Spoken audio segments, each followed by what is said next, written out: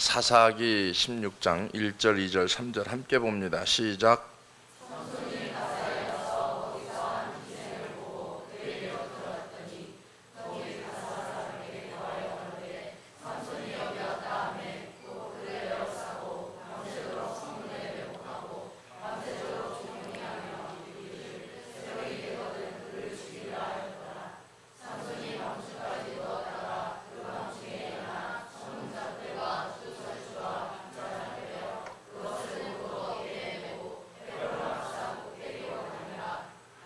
할렐루야. 옆에 사람하고 다시 한번 인사합니다. 예수님의 이름으로 사랑하고 축복합니다.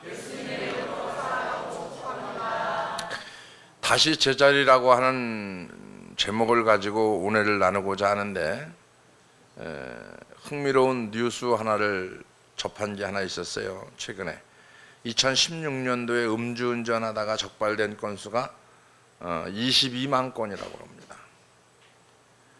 그 단속 건수에도 놀란 거지만 더 놀란 이유는 그렇게 운전하다가 적발된 22만 건 가운데 과거에 이미 한 차례 이상 단속된 경험이 있는 경우가 10만 건이 넘는다는 얘기입니다. 이 얘기를 왜 드리냐면 그만큼 죄를 끊기가 어렵다라고 하는 거겠죠. 본문에서 보니까 사사기 16장 1절, 2절, 3절에 보면은 삼손의 형태가 이와 똑같은 것을 예표하고 있기 때문에 사사기 15장에서 큰 은혜를 받았어요. 삼손은 그 갈증의 문제를 가지고 처음으로 하나님께 부르짖어 기도합니다. 그러면서 삼손이 이제 무슨 경험을 하냐면은 에나꼬레의 기쁨을 맛봅니다. 15장에서. 근데 사사기 16장을 딱 들었으면서 1절에 삼손이 가사에 가서 거기서 한 기생을 보고 그에게 들어갔더니, 자 15장에서는 부르짖어 하나님께 기도하고 응답받고 좋아서 막 너무너무 좋아서 어떻게 합니까? 에나꼬레, 부르짖는 자의 샘 에나꼬레의 경험을 했어요. 이거 얼마나 좋아요, 그죠? 예. 근데 16장 들어서자마자 어디로 갔어요 또? 말이 기생이지. 예? 기생이라는 표현을 썼는데 다른 성경으로 보니까 매춘부라고 되어 있는데, 바로 앞 구절에서 생생한 하나님의 은혜를 경험하고 그 은혜에 겨워서 에나꼬레라는 단어로 감격을 표현했던 삼손이 영적인 경험을 했으니까 이제 제대로 하나님의 종의 모습을 보겠구나 라고 했는데, 우리의 기대를 무색하게 만들 정도로 어떡합니까? 완전히 옛날로 돌아간 정도가 아니라 더 심해졌어요. 이 말씀 여기까지 들으면서 뭐 찔리는 게 없나 봐요, 그죠? 응? 얼마 전 부흥회 하고 또 수련회 가서 은혜 받고, 오늘 이 자리까지 오기까지 여러분 부흥회 때 은혜 받은 걸 에나꼬레, 부르짖는 자의 샘에 경험을 했다고 하면은 지금 그 자리가 유지돼서 계속 나가야 되는 거예요? 아니면은 이 삼손 마냥 사사기 16장 1절 마냥 다시 죄를 짓는데 이전보다 더 악한 죄를 져야 되는 거예요? 이걸 지금 우리에게 주는 메시지입니다. 사사기에 등장했던 초반부터 여자 얼굴에 빠져 헤어나오지 못했던 삼손이지만, 그래도 그때는 딥나에서 만났던 여자는 이방 여자이긴 했지만 그래도 기생 창녀는 아니었죠. 근데 지금 이게 무슨 꼴이냐면은 되돌아간 정도가 아니라 너무 타락했던 거죠. 이게 인간의 본 모습입니다. 거룩한 척하고 안 그런 척하고 있지만 속은 썩어 문드러지고 있는 거. 바로 이때가 바로 디모데후서 3장 1절에 얘기하고 있는 것처럼 뭐라고 얘기합니까? 말세에 고통하는 때가 이르리니, 이 상황이 되는 거죠. 음주운전하다가 적발돼서 그렇게 곤욕을 치러놓고도 시간 지나면 절반 이상 또 음주운전에 걸리는 거. 이런 인간의 본성을 너무나 너무너무 잘 알기 때문에 사도 바울의 절규가 생각납니다. 로마서 7장 24절에. 은혜가 깊어진다는 것은 그냥 은혜로 펄펄 날 것 같은 기분이 붕 떠 있는 상태가 되는 게 아니고요. 우리는 은혜가 깊어질수록 사도 바울처럼 죄성을 가진 자신을 인식하고 살아야 된다는 거예요. 로마서 7장 24절에 뭐라고 얘기합니까? 오라 공고한 사람이로다. 그죠? 이 사망의 몸에서 누가 나를 건져내랴. 이것이 믿음이 자라는 과정이라고 보면은 되돌아가고자 하는 본능을 직시해야 된다는 거죠. 그러니까 은혜를 받아서 유지시켜 가야 되는데 이 유지시켜 가는 것보다도 더 심하게 나를 압박해오고 나를 못 살게 구는 게 뭐냐면은 본능이라고 하는 거예요. 본능. 본능이 나를 계속 어떻게 합니까? 움직이려고 하죠. 이때 이걸 직시하고 이런 거를 영적 요요 현상과 본다고 하면 관련해서 우리가 직시해야 될 두 가지가 있습니다. 하나는 내적인 문제를 우리 안에 예전으로 되돌아가고자 하는 강한 본능이 꿈틀거리고 있다는 거예요. 은혜를 받긴 받았는데 하나님의 어떤 그 거듭남을 경험했는데 이 본능은 자꾸 옛날로 돌아가고 싶어 하는 거예요. 교회 오면 좋은데 바깥에 나가면 좋은 거니까 본능 자체가 하나님 앞에 예배드리는 것보다는 세상을 향해 나가는 거죠. 이 본능이거든요. 본능. 인간의 본능, 습관. 그래서 살아가면서 누구나가 다 핸드폰은 없는 사람이 없죠. 엊그저께도 이렇게 얘기했지만 횡단보도, 이 뜨거운 여름에 횡단보도를 지나가는 6명 가운데 그냥 지나가는 사람이 다 핸드폰을 들고 핸드폰을 보면서 가더라는 거죠. 본능이라는 거예요. 습관적 본능. 자, 이거를 직시해야 되는데 요한복음 8장에 보면은 가늠하다 잡혀온 여자 이야기가 나옵니다.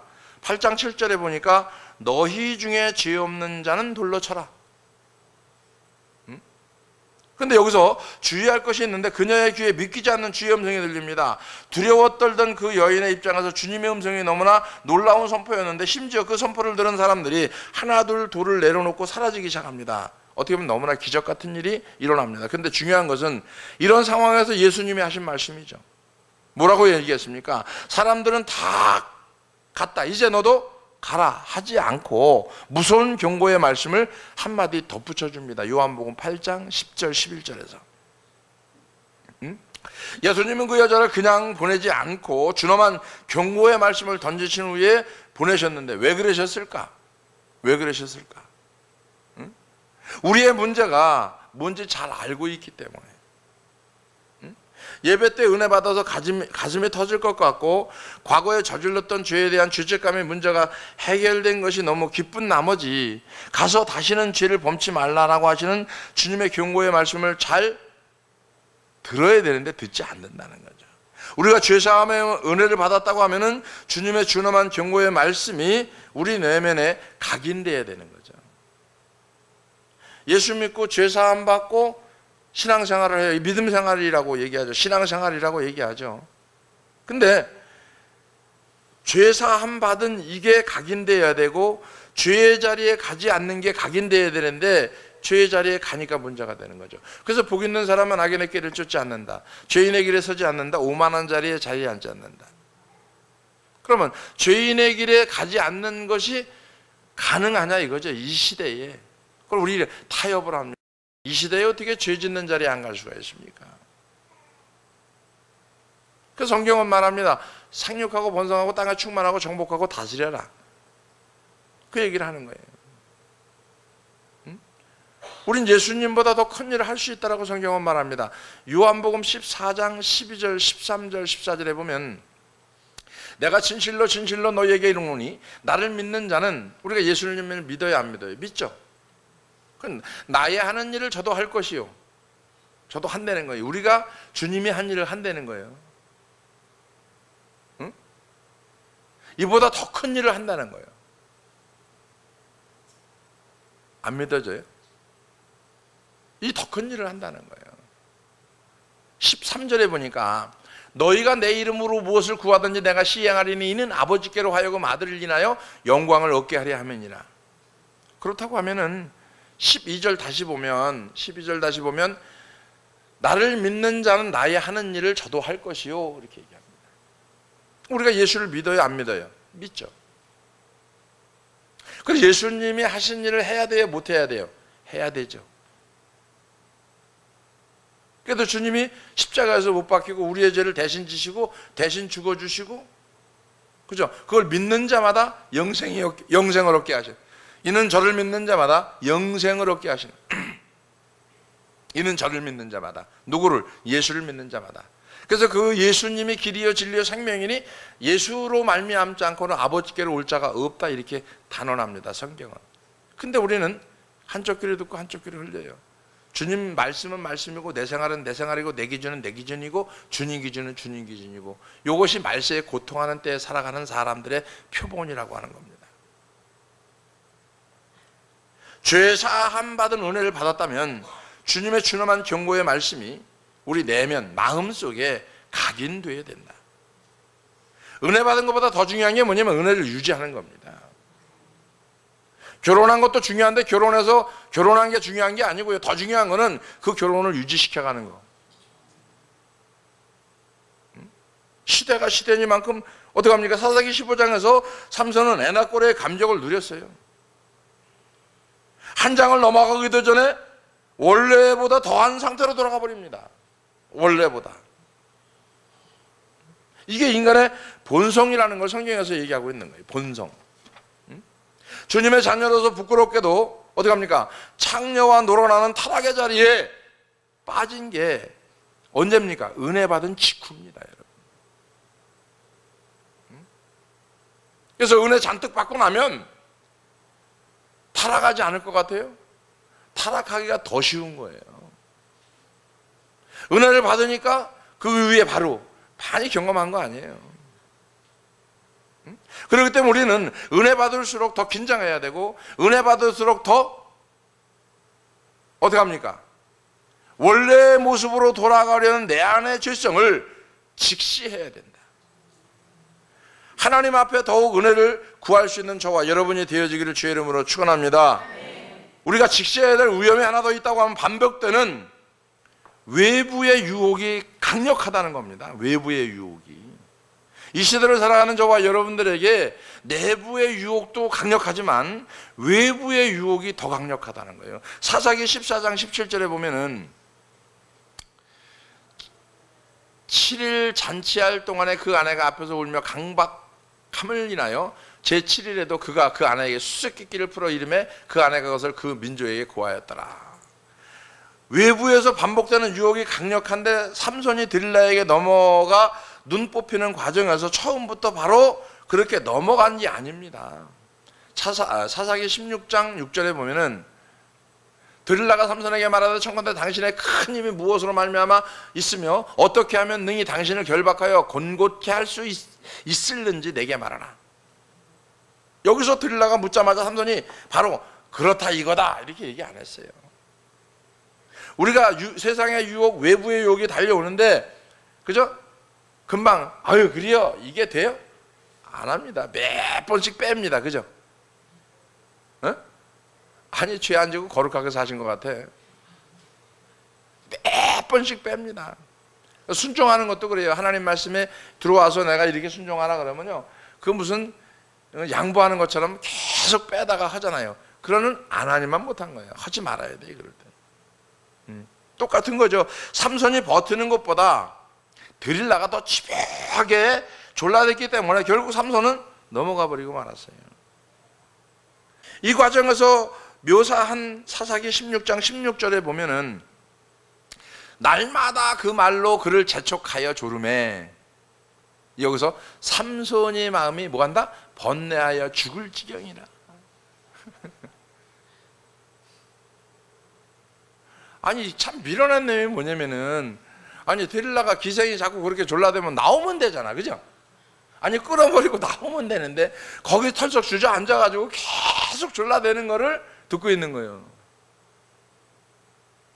아니에요? 우리 생활이 그렇지 않아요? 응? 저는 이 말씀이 오늘 이 시대를 살아가는 예수 믿는 우리의 번뇌라고 생각합니다. 세상의 유혹이 얼마나 집요하게 반복됩니까? 진짜 집요하게 반복되거든요. 응? 심리학 용어 중에 에펠탑 효과라는 게 있어요. 에펠탑 효과.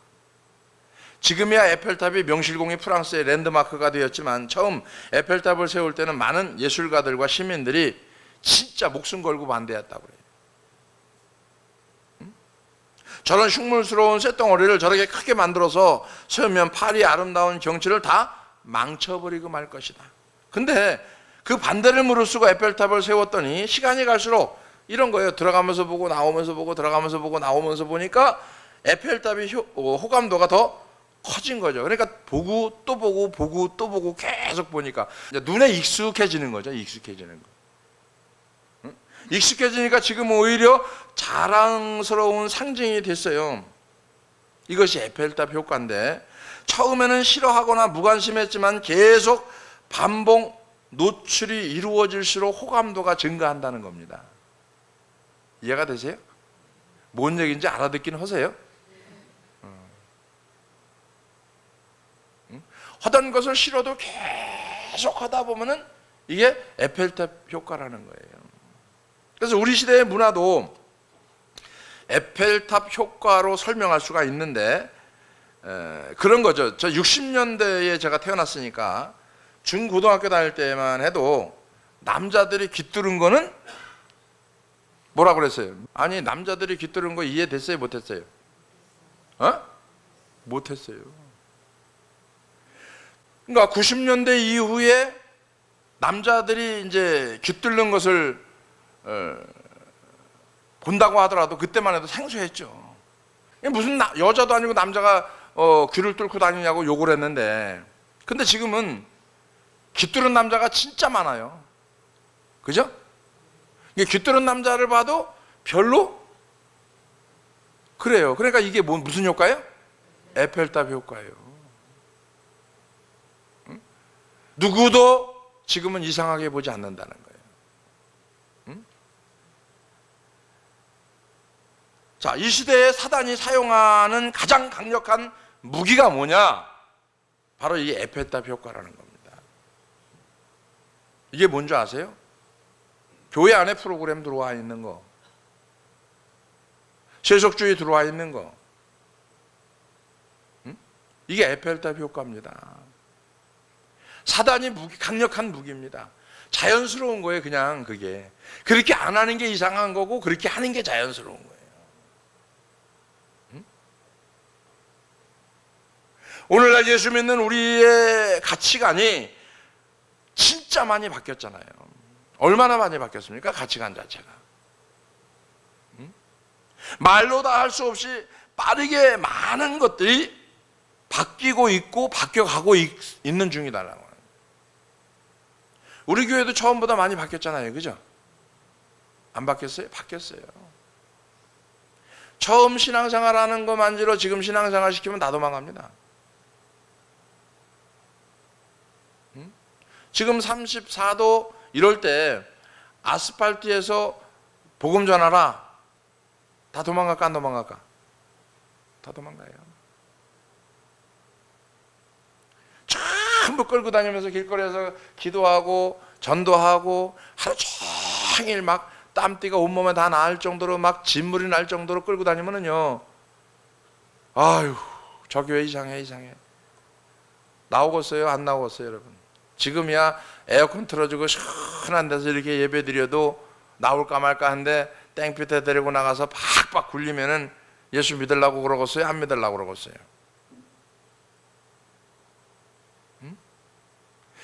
계속 그렇게 모든 교회들이 그렇게 하면 당연히 그게 되는데 우리 교회만 그러면 이상한 거예요.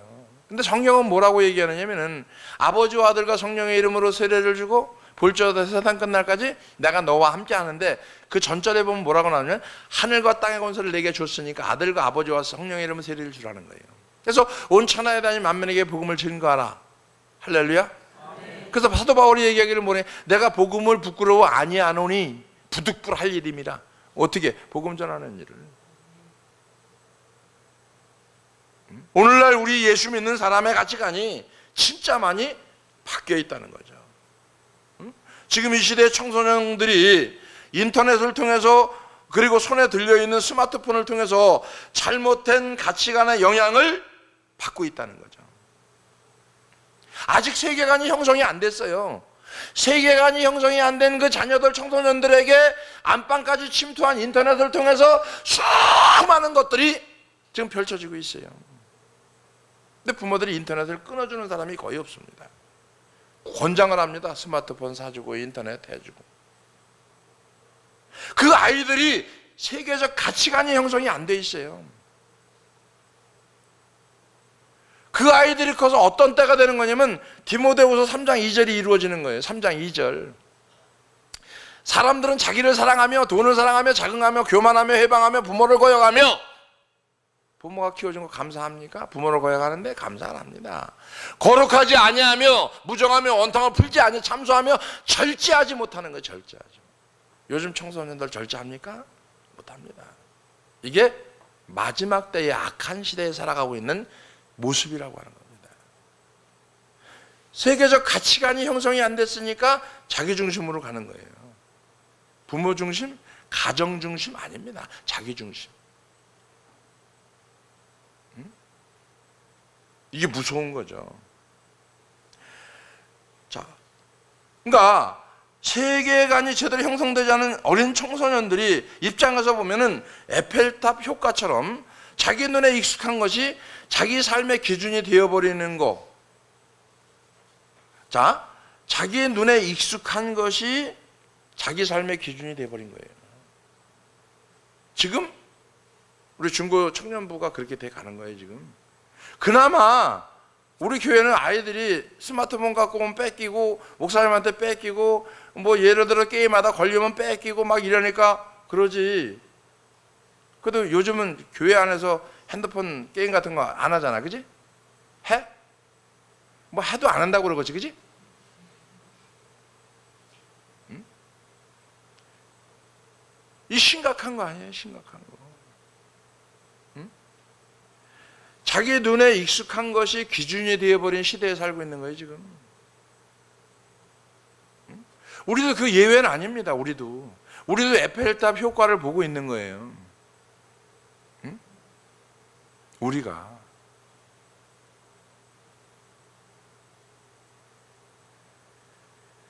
진짜 걱정이 되는 부분이 이 부분이거든요. 그러다 보니까 이 아이들이 어떻게 합니까? 다음 세대로 넘어가는 신앙을 지키는 것이 아니라 다른 세대로 가버린 거예요. 그러니까 교계에서는 어떻게 합니까? 우리가 다른 세대로 간 청소년들을 위해서 이것도 해야 되고 저것도 해야 되고 자꾸 프로그램만 내놔요. 프로그램만 내놔갖고 저 아이들 안 변하거든요. 예수님을 만나게 해야지. 그러니까 한국의 전체적인 교육을 보면 주입식이 되다 보니까 한국에서 체벌이 없어졌죠. 체벌이 없어지니까 아이들이 지못대로 됐죠. 집에서도 체벌 없죠. 학교에서도 체벌 없죠. 없어요. 교회 와도 졸면 내비두죠. 뭐 지가 자는데 뭐 뭐라고 그럴 거예요. 그 우리 교회나 와야 졸면 집에 가라고 그러고 이러지. 응? 그냥 그렇게 믿을 거는 그냥 지옥 가면 돼요. 뭐를 예수 믿고 고생하고 뜨거운 여름에 낮에 앉아갖고 이렇게 있고 고생하고 살아요. 그냥 세상으로 즐기다가 지옥 가고 가면 되는 거지. 왜? 주님을 못 만났기 때문에 그렇게 사는 거거든. 응? 자, 스마트폰을 통해서 지금의 시대는 안 가면 되고 안 보면 되는 시대가 아닙니다. 우리 클 때만 해도 영화 보러 가면 안 가면 되고 안 보면 되고 이게 됐어요. 근데 지금의 시대는 그게 돼요? 안 됩니다. 인터넷을 통해서 안방 깊숙이 스마트폰을 통해서 끊임없이 저급한 세상 문화가 이 아이들에게 계속 영향을 미치는 거예요. 이 영향을, 세상 문화가 영향을 미치는 것만큼 교회에서 아이들을 위해서 영향을 미쳐주질 못해요.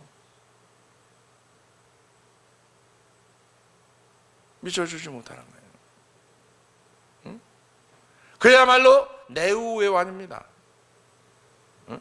내 안에서는 예전으로 돌아가고자 하는 강한 본능이 꿈틀거리고 있고 밖에서는 이런 본능을 아는 사단이 끊임없이 반복해서 공격하면서 에펠탑 효과를 노리고 있는 거거든요. 그러니까 한 번 보고 계속 보고 싶어 하는 거예요, 이게.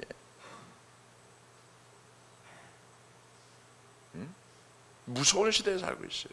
그래서 우리 필리핀의 글로벌 센터에 있는 아이들이 핸드폰 안 하고 핸드폰 안 보고, 그래도 핸드폰 몰라요? 핸드폰 지어주면요, 핸드폰 우리보다 더 잘합니다. 핸드폰 지어주면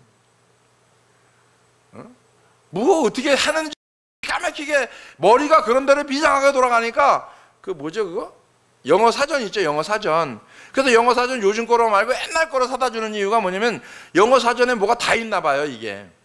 그래가지고 그거를 변형시켜갖고 뭘 끼고, 칩을 끼고, 요만한 거 끼고 해가지고, 이거 뭐야, 이거 귀에 듣는 거 다 듣고 또 들어요 또. 이 나쁜 쪽으로 머리를 돌리는 데는요, 아 대단합니다 진짜. 이게 뭐예요? 자꾸 효과를 보는 거예요. 무슨 효과? 에펠탑 효과를. 그것도 강하게 실천하고 움직이다 보니까, 여러분이 그냥 집에서 자녀들 방치해 놓으면 자녀들은 어떻게 살아가느냐면 자기 눈에 익숙한 대로 살아가는 거예요. 그리고 그것이 기준이 되어 살아가는 거예요.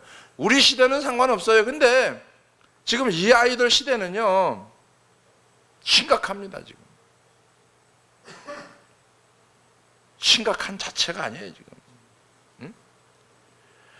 이런 상황에 놓여 있다 보니까 우리가 사사기 15장의 삼손처럼 하나님의 은혜 받고 에낙고레를 노래하고 하나님을 찬양했다 하더라도 금방 사사기 16장의 삼손처럼 옛날로 돌아가 버리는 일이 반복되는 게 현실이라는 거예요. 반복되는 게. 그러니까 일주일에 한 번 와갖고 예배드리고 기도하면은 하나님 죄 진 거 용서해 주, 이것뿐이 없어요. 하나님, 내가 한 주간도 주님과 동행하다 보니까 이렇게 마음이 이랬고 베풀었고 사랑했고 나를 내려놓고 이러다 보니까 주님이 나에게 찾아오시고 말씀이 생각나고, 이런 기도가 아니고 처음부터 끝까지 하나님 잘못해서 용서해 주세요 이거예요. 그냥 이게 뭐예요? 에펠탑 효과입니다. 매주 되풀이되는 신앙생활, 그리고 바꾸려고 들어가라는 신앙생활. 하나님의 내 안에, 내가 주님 안에 있어서 저절로 과실을 맺어가는 신앙생활이 아니라 주님과 나는 별개의 신앙생활. 주님은 참 포도나무에, 나는 가지인데 가지가 밖에 버리고 말라지는 것은 잘라져 버렸기 때문에 버려지는데, 버려진 신앙생활을 하면서 주일날 어떻게 본드로 붙이듯이 한번 붙여가지고 와서 회개 한번 하고 또 세상으로 나가는 거예요. 이게 신앙생활. 그래서 마지막 때 하나님께서 세상을 책망하시리라. 어떻게? 죄에 대해서, 의에 대해서, 심판에 대해서 책망하시리라.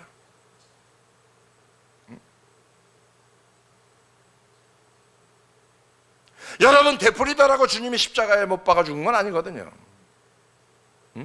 죄를 끊어버리라는 거예요. 그거 끊고 주님께서 이루신 거예요. 다 이루었느니라. 그게 이거예요. 요한복음 14장 12절 그 말씀이.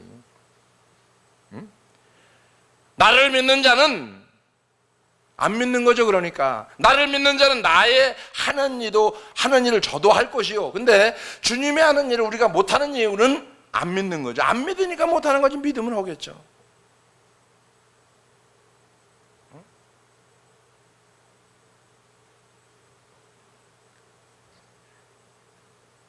어떻게 보면 반복되는 현실, 그렇다면 이런 고민을 안고 살아가는 우리는 어떤 대안을 가질 수 있을까? 대안.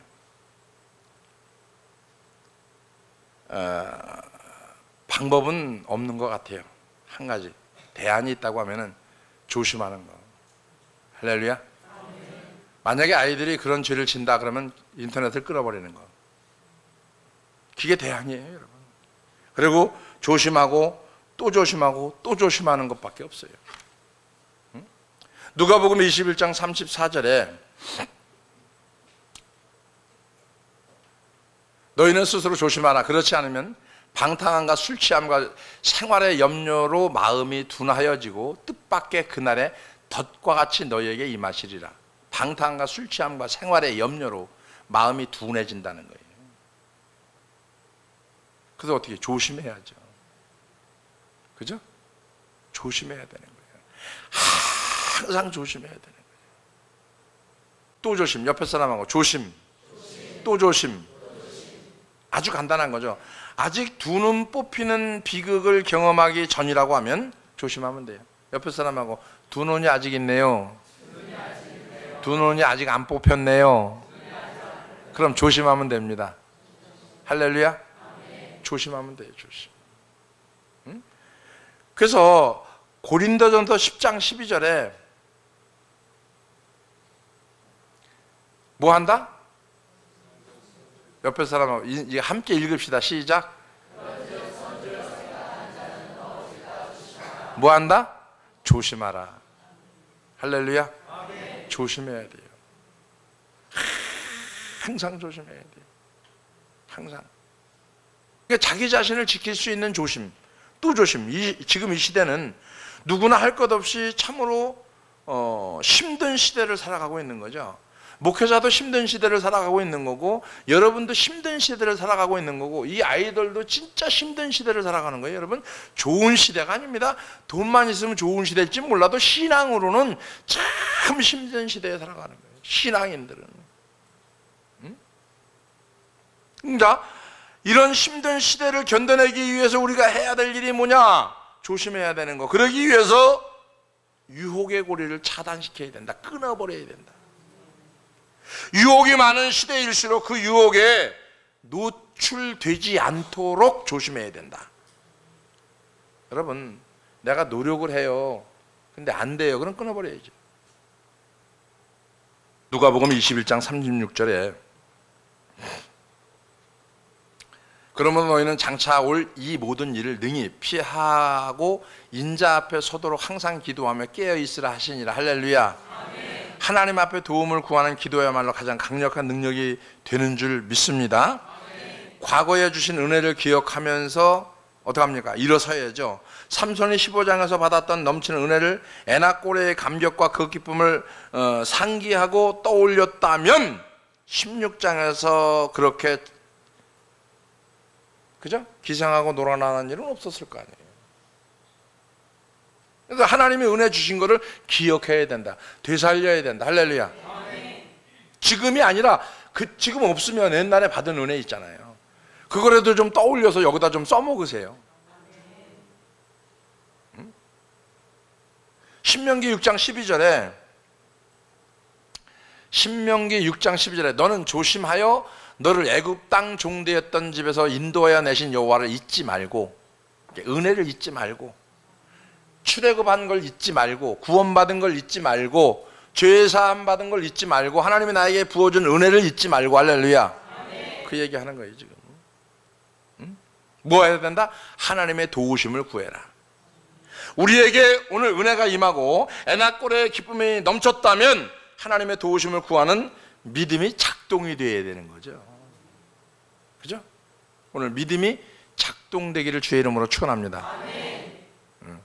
믿음이 고장났으면 빨리 고치세요. 우리 이 세상에서 잘 들으셔야 됩니다. 반복되는 유혹의 시대를 살아가고 있어요. 지금 반복되는 유혹의 시대. 자녀들도 그렇고 우리 삶도 그렇고 믿음도 그렇고 세상도 그렇고. 자, 이런 반복되는 시대를 살아가는 우리는 믿음이 작동되어야 된다. 신앙인으로서의 믿음, 그죠? 세상으로 바라보는 게 아니고 신앙인으로 작동된 믿음으로 또 조심하고 또 조심하고 또 조심해서 신앙생활이 여러분 승리하시기를 주의 이름으로 축원합니다. 기도합니다. 고마우신 아버지 감사합니다.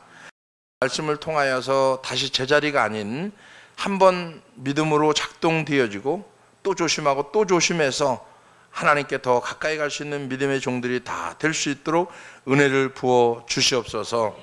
지금 이 시대에 누구나 할 것 없이 다 참으로 힘든 신앙생활의 시대를 맞이하고 있습니다. 이 힘든 시대를 견뎌내기 위해서 우리가 해야 할 것이 있다고 하면은 우선 조심하는 겁니다.